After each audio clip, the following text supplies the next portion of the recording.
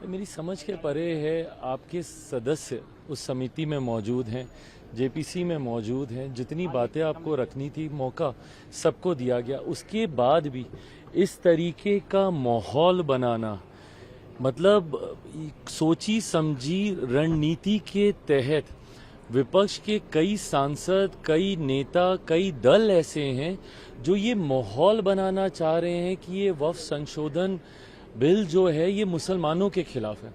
मेरी समझ के परे है कि इस तरीके से मुसलमानों के बीच में आप अपनी राजनीतिक रोटियां सेकने की सोच से, और कौन कौन से दल नहीं है, कांग्रेस जैसी पार्टियां, राजद जैसी पार्टियां, सपा जैसी पार्टियां।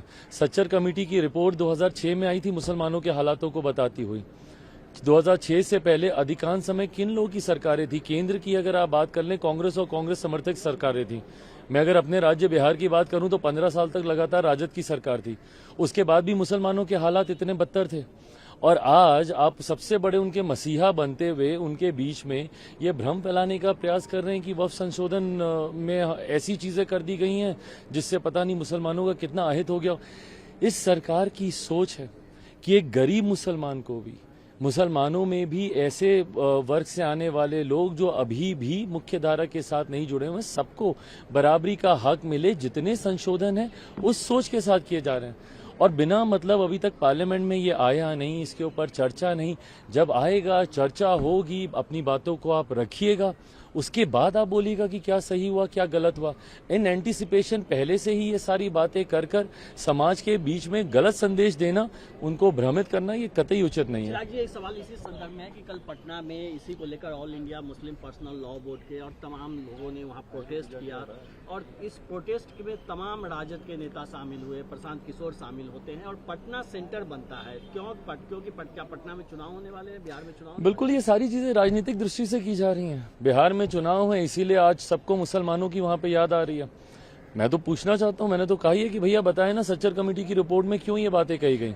बताएं, राजद जवाब देना कि भाई 15 साल तक लगातार आप सत्ता में थे ना, आपका तो समीकरण भी है भाई। आप तो एमवाई को एकदम सीना ठोक के आप बोलते हैं, तो उस एमवाई समीकरण में क्यों एम की हालत ऐसी रह गई?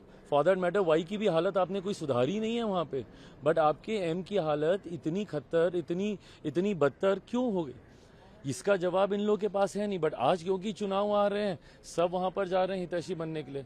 और ताज्जुब तो मुझे कई ऐसे मुस्लिम धार्मिक संगठनों से भी है कि भाई आप मुझ पे तो सवाल उठा देते हैं, आप एक ऐसे बेटे पे सवाल उठा रहे हैं जिसके पिता ने अपनी पार्टी को समाप्त कर दिया 2005 में मुस्लिम मुख्यमंत्री बनाने की बात कर।